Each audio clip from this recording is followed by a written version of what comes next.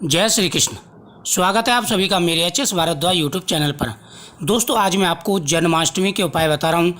जन्माष्टमी के ये उपाय बेहद ही चमत्कारी और प्रभावशाली हैं। इन उपाय को करने से आपकी हर मनोकामना पूरी होगी। आज मैं आपको पुत्र धन प्राप्ति के बहुत ही अच्छे उपाय बताने वाला हूँ। दोस्तों, ये उपाय बेहद ही चमत्कारी और प्रभावशाली हैं। कृष्ण जन्माष्टमी के दिन भगवान श्री कृष्ण की पूजा, भगवान शिव का पूजन तथा गौ माता की पूजा का बड़ा महत्व होता है।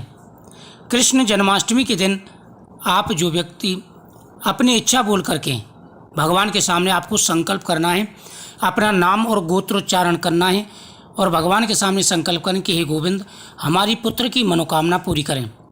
या धन के लिए कर रहे हैं तो धन की मनोकामना पूरी करें, क्योंकि लक्ष्मीपति हैं। जब भगवान कृष्ण प्रसन्न होंगे तो माता लक्ष्मी अपने आप आपके घर में आएंगी। सबसे पहले सुबह स्नान करने के बाद में सूर्यदेव को अर्घ्य देना है। फिर भगवान कृष्ण को स्नान कराएं। स्नान कराने के बाद में आसन पर विराजमान करें, भगवान को पीले वस्त्र पहनाएं, श्रृंगार करें भगवान को चंदन का टीका लगाएं और तुलसी के पत्तों की माला बना करके भगवान श्री कृष्ण को समर्पित कर दें। कृष्णाय वासुदेवाय हरे परमात्मने प्रणतः कलेशनाशाय गोविंदाय नमो नमः। भगवान के सामने खीरे का प्रसाद रखें, मक्खन मिश्री रखें। भगवान के सामने गाय का दूध रखें। भगवान के सामने आपको प्रसाद बना करके, जो धनिया और सिंगाड़े का प्रसाद बनाते हैं आटे का, वह बना करके भगवान के सामने रखें। भगवान के सामने चौमुखी दीपक जलाना है और देवकी सुत गोविंदम वासुदेवम जगतपते देहि में तनम कृष्णम त्वाम हम शरणुगत है, इस मंत्र का जाप करना है। भगवान के स्नान का जो जल है, जो भगवान को आप स्नान कराएंगे, स्नान का जो जल है वो पीना है। रात के 12 बजे सुबह जो स्नान कराएंगे उसमें थोड़ा सा जल बचा के रख लें, बाकी घर में छिड़क दें। फिर रात को 12 बजे जो स्नान कराएंगे पंचामृत से, उसमें से आपको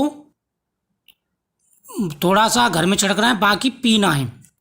और पीने से पहले जो भगवान को भोग लगाएंगे नैवेद्य का, उसके सामने और इस पंचामृत के सामने संतान गोपाल मंत्र का 108 बार जाप करना है।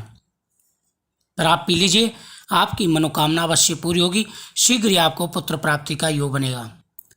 शरीर में कोई रोग है, किसी भी प्रकार की कोई व्याधा है, आराम नहीं मिल पा रहा है, तो दोस्तों आपको तुलसी पत्र जरूर खाने हैं।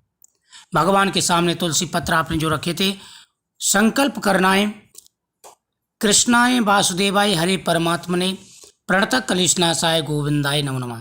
यानी भगवान श्री कृष्ण आपके सभी संकटों को दूर करेंगे। इस मंत्र का जाप करके वह तुलसी के पत्ते आपको खा लेने हैं। इस दिन भगवान के सामने बैठ करके आपको कृष्ण जन्म की कथा जरूर सुननी है। द्वापर युग में बड़े भयंकर राक्षस थे। पृथ्वी माता परेशान हो चुकी थी उनके अधर्मों से। सभी देवता माता पृथ्वी के साथ बैकुंठ लोक को गए। इस कथा का श्रवण करने से पुत्र प्राप्ति के योग बन जाते हैं। उपाय के साथ साथ इस कथा का श्रवण जितनी बार हो सके उतनी बार जरूर सुनें।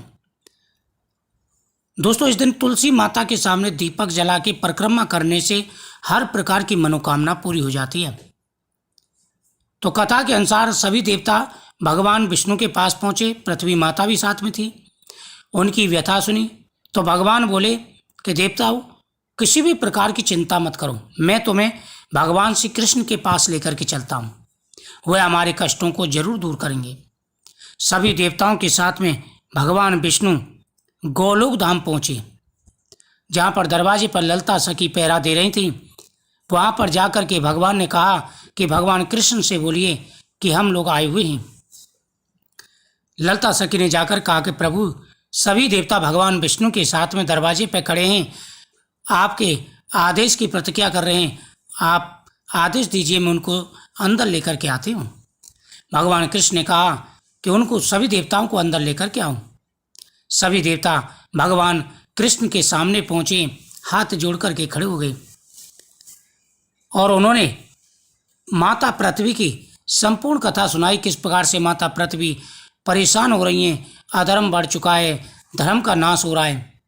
भगवान कृष्ण ने कहा कि देवताओं, तुम किसी भी प्रकार की चिंता मत करो, मैंने जन्म लेने का पहले ही व्यवस्था कर दी है, मैं शीघ्र ही जन्म लेने वाला हूँ। तब भगवान ने भाद्रपद मास की कृष्ण पक्ष की अष्टमी तिथि को मथुरा में कंस के कारागार में जन्म लिया था। ये मंत्र है, ये मंत्र लिख करके रख ले जो आप स्क्रीन पर देख रहे हैं। भगवान के सामने नैवेद्य रख करके इस मंत्र का आपको ज़्यादा से ज़्यादा जाप करना है। इस मंत्र के जाप करने से और इस मंत्र के प्रभाव से शीघ्र ही पुत्र प्राप्ति का योग बन जाता है, संतान प्राप्ति का योग बन जाता है। तो भाद्रपद मास के कृष्ण पक्ष की अष्टमी तिथि रोहिणी नक्षत्र बुधवार था, वृषभ लग्न थी जब भगवान श्री कृष्ण ने अवतार लिया था। फिर भगवान ने अनेकों लीलाएं की और धर्म की स्थापना की। इस दिन भगवान शिव का पूजन भी करना चाहिए। एक बेलपत्र पर ओम नमः शिवाय लिख करके भगवान शिव को समर्पित कर दें। ऐसा करने से भगवान प्रसन्न हो जाते हैं और मनवांछित फल प्रदान करते हैं। जो व्यक्ति इस दिन भगवान के सामने अपनी इच्छा बोलता है, भगवान का अभिषेक करते हैं, उनके जीवन में आ रहे सारे कष्ट और परेशानी दूर हो जाते हैं। इस दिन ओम नमः शिवाय बेलपत्र पर लिख करके भगवान को समर्पित करें। साथ ही भगवान के सामने चौमुखी दीपक जरूर जलाएं। पीपल वृक्ष के नीचे दीपक जला करके इस दिन परिक्रमा करने से सभी प्रकार की मनोकामनाएं पूरी हो जाती हैं। सभी को इस दिन भगवान के सामने ये उपाय जरूर करने हैं। भगवान कृष्ण के सामने रखा हुआ नैवेद्य आपको खा लेना है 12 बजे के बाद में। साथ ही भगवान के सामने रात को दीपक जला करके अगर हो सके तो आप ज़्यादा से ज़्यादा 1 माला 2 माला जाप जरूर करें और हवन भी कर सकते हैं। भगवान श्री कृष्ण का जन्म उत्सव बड़े धूमधाम से मनाया जाता है। जो लोग व्रत रखते हैं तो उनको व्रत का पारण करना है। जो सिर्फ पूजा करते हैं तो वह नैवेद्य खाएं, इससे आपकी मनोकामना अवश्य पूरी होगी। मक्खन मिश्री का इस दिन मक्खन मिश्री का भोग भगवान को जरूर लगाना है और इस दिन घर में कुछ चीज़ें जरूर रखनी है। जैसे मोर पंख है, भगवान के सामने चढ़ा के घर में रखें। बांसुरी है, एक बांसुरी भगवान को समर्पित कर दें, एक बांसुरी आप घर में रखें।